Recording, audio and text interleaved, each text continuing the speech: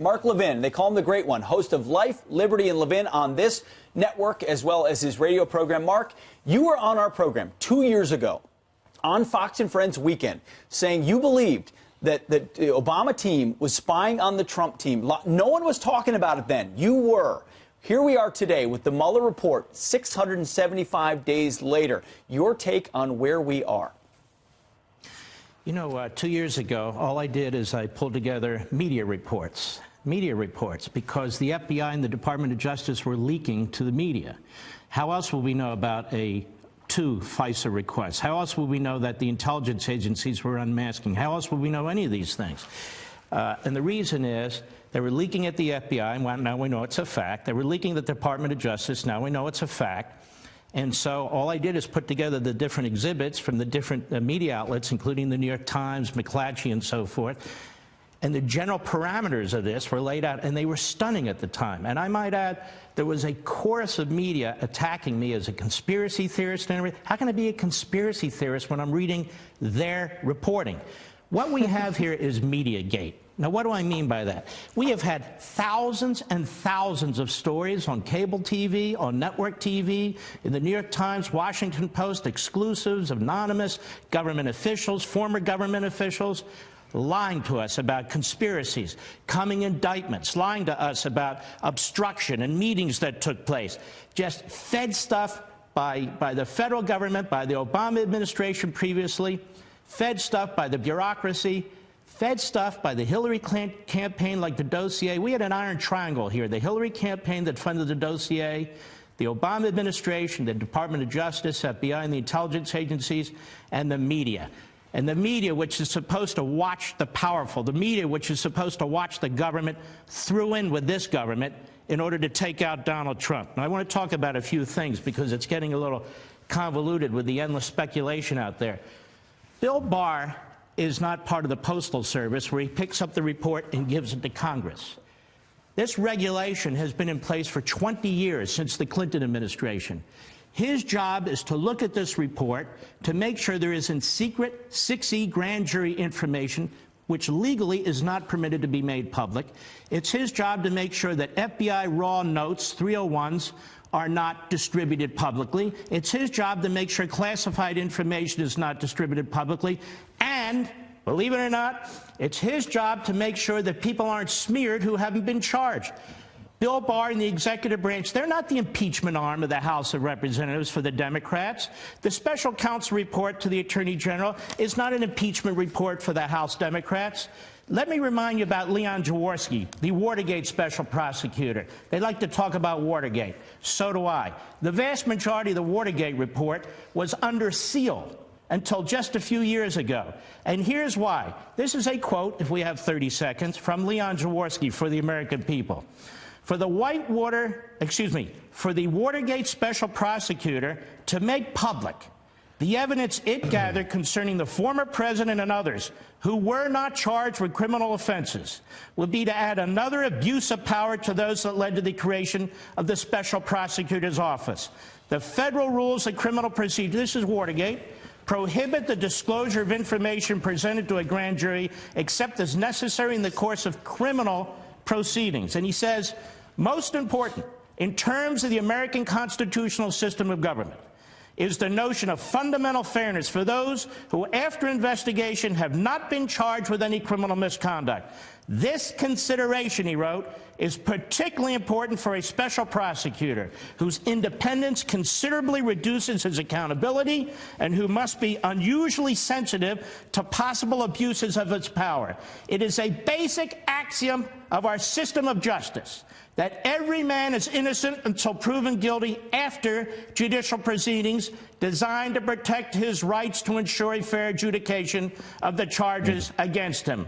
Where no such charges are brought, it would be irresponsible and unethical for a prosecutor to issue a report suggesting criminal conduct on the part of an individual who has no effective means of challenging the allegations against him or of requiring the prosecutor to establish charges beyond a reasonable doubt. Now, what are the Democrats doing?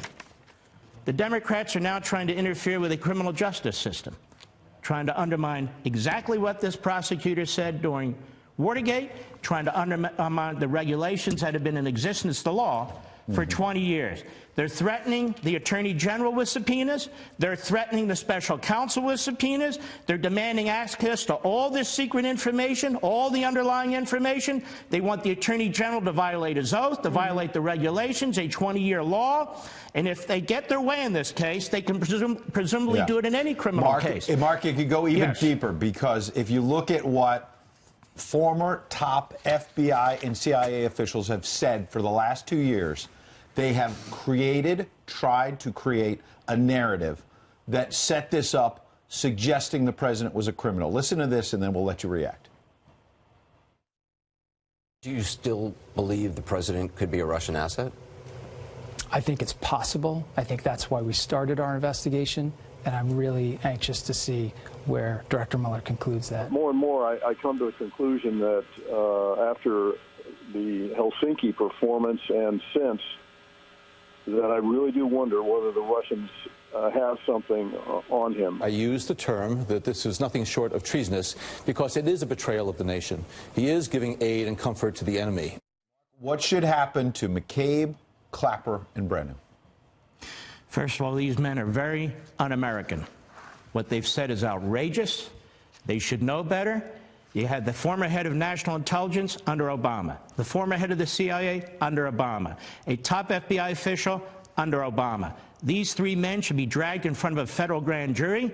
They should be testifying about everything they did and everything they knew, because they, particularly McCabe, was involved in a coup effort. They were involved in trying to stop Trump during his campaign, as we pointed out 2 years ago.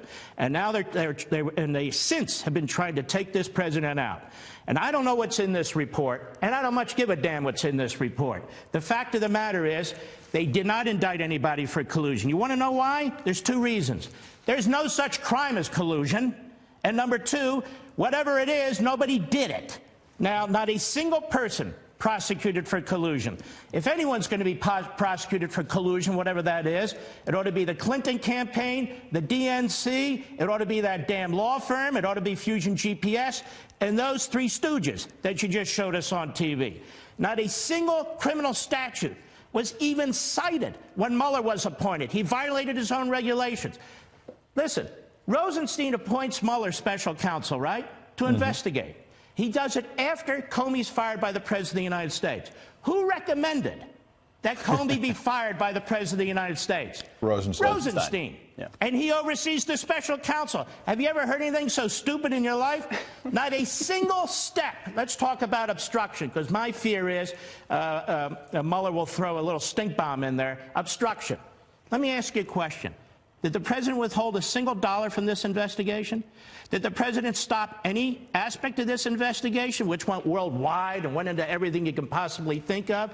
Was the FBI thwarted in any respect? No. The only person who was thwarted was Comey, because he was a bad cop. Firing Comey, absolute constitutional right by the President of the United States. And the president was smart. He said, you know what, Mr. Prosecutor? You don't get to ask me about presidential authority. You know why? Not because the president wanted to protect himself. He had to protect the office of the presidency. It's called separation of powers. You know who's acted most responsibly throughout this whole thing, and yet who's trashed every day? The President of the United States. He didn't take a single governmental action to stop the FBI and the Department of Justice, despite the fact that the FBI and the Department of Justice were out to stop him.